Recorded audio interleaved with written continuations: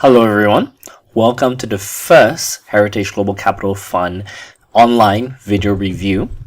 This is a part of a media outreach and investor outreach, of course, so that we give you a better color of the fund's operations rather than just through the letters, which we disseminate quite regularly and will continue to do so. And we just want to get you more involved and to better understand our thinking. And of course, always feel free to drop us an email if you have any questions so we can answer your queries. So today we're going to be talking about the significant events of 2018. We're going to be talking about some of the ideas that we had in 2018, and T, or my co-portfolio manager, will be talking about that. And finally, in 2019, we're going to be talking about some investment ideas in 2019 to give you a better color of what we're looking at and also how we're positioning ourselves. So first off, let's talk about significant events of the year. Now, it's probably important to note that we're not a global macro fund. We don't invest based on global macro events, but it is still necessary for us to actually understand what is happening, where we are in the cycle. It will dictate how aggressive we are, how conservative we are, and also helps us avoid potential hotspots or pitfalls just because we want to be avoiding places which are too overheated, and obviously trying to look for places where there's distress and value and we can allocate our capital intelligently.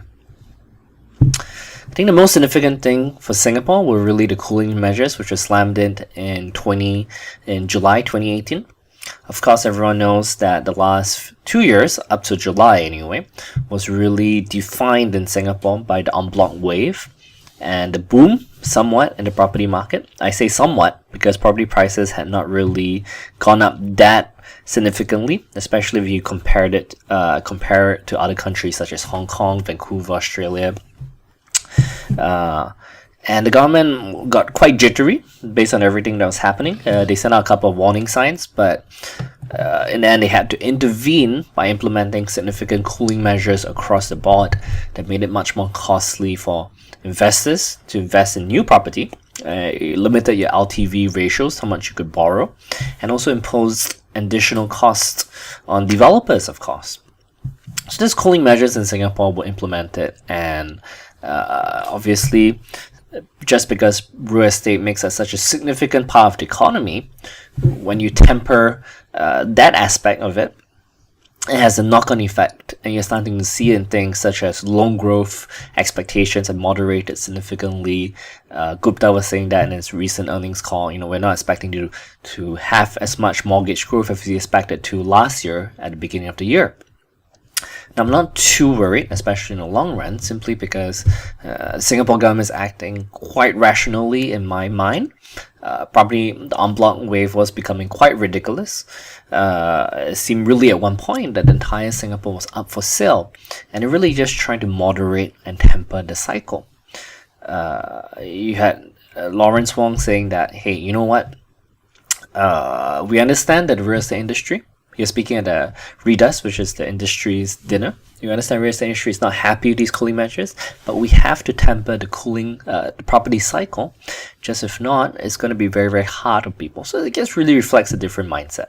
But what they have implemented, they can pull back quite easily. The property market really takes a hit, or there are really economic stumps ahead. And it's a little bit of hindsight bias, of course, but I must say the timing has been quite good in implementing the measures in July, just before you had a lot of the bad news and these things happening about the trade war in the ensuing months. So I would say that this is one of the significant events of the year. Now, the US-China trade war, which looks to be resolving now, but was really such a big thing last year, was probably the thing which dominated a lot of investors' minds, simply because we didn't expect things to get that bad, generally speaking, right? Obviously now, in March of 2019, and things look to be easing at the very least. Additional tariffs have not been implemented. But that period last year really reflected a fundamental deterioration of relationships between US and China. To be frank, this was something that we were worried about simply because we weren't sure if there was a real structural change in the relationship between both countries, which had real knock-on effects on the entire world economy. I would say that our fears were put allay at the very least, especially after the midterm elections, because you saw China really coming to the table and wanting to negotiate and do a trade deal for reasons we'll talk about in the next slide. And you also saw that the US also started to temper their own rhetoric. So I think there's a lot of rhetoric on both sides. I think that's what really caused a lot of the jitters. But once you started to see that had a knock-on effect on the real economy of both the US and China, you usually start to see both sides coming together, and things have gotten a lot better over the last few months. So at least that's one worry which has been abated somewhat. Although trade deal is not on the table yet, it looks increasingly likely that that is going to happen. Finally, this is something which I want to talk about the most, which is the China credit crunch and the shadow stimulus which is happening right now. Now, last year's story was actually dominated by the trade war, but I think the real story is that China had been curtailing credit growth quite dramatically across the board. Now, the US felt like a great place to be simply because they had implemented a wave of tax cuts, which was, and you saw the budget deficit going up, you had a lot of money being injected to the system. The economy is booming because of that, and valuations also reflected that. Now, China, on the other hand, took a different path post-2016 after the economy jump-started, and they started reining in on credit growth. They started attacking P2P lending, which is peer-to-peer lending. They started attacking the shadow banking system. They started cleaning up the underground banking system. And this was really, they call this a gray rhino. This is a danger which you see slowly approaching. And they wanted to clean up the system, which is all good in my books. Now, I think the issue was for them that they did not expect the severity of the trade war, and they just found out that you can't fight a trade war and clean up your banking system at the same time, because you have too much going on at the same time. And in cleaning up the shadow banking system, which is great, the only problem is that entrepreneurs, businesses, which really account for the bulk of new employment, economic growth in China, could not get credit easily from state-owned banks, which prefer to lend to state-owned enterprises because they represent less credit risk.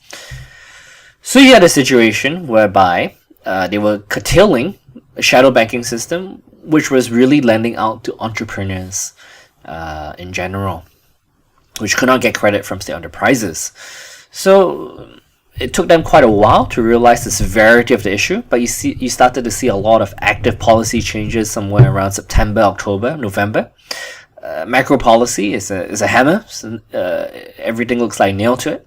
It's not very well defined, and you're starting to see some of the effects of that shadow stimulus entering the economy, and that's why things start to feel a little bit better. You're getting a little bit more breathing room. This is probably something that's going to carry on towards the next year, simply because right now, economic growth, making sure the economy is not harmed, is the number one priority. Because as I always say about the Chinese party, they may not be elected democratically, but when your democratic mandate revolves around the whole idea that you should keep us in power because we give you a better economic life, you can be sure that they will act in a way consistent to ensure their longevity. I think my main worry last year was that China and the US were really going down the lines of fighting dogmatic war based on ideology. This has clearly not panned out. Don't get me wrong, there are severe changes in how the West is treating China. So on issues such as Huawei, sharing of information, human rights, so on and so forth. But the core of it, which is the economic relationship, is something that they both have an incentive to maintain, and which they're both trying to work at a solution to at least live with each other at the current moment.